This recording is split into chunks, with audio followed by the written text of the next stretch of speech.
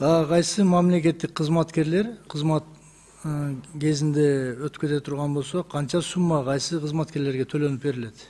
Примерно айтып бериңиз. Единое время пособие внутренних войск. Командир взвода.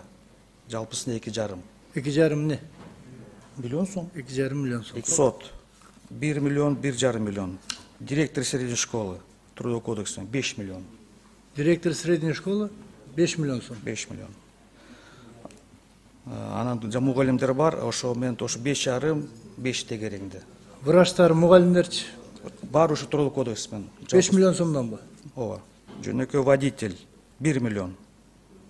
Уборщица 400-500 тегереңди. Түшүнүктүү. Эми азыр ушул мыйзамыңыз менен жана прокурорлордун 20 жылдык эмгек акысын биз 20 айга алмаштырып атабыз да, туурабы? Бул примерно канча сумма? 1,5.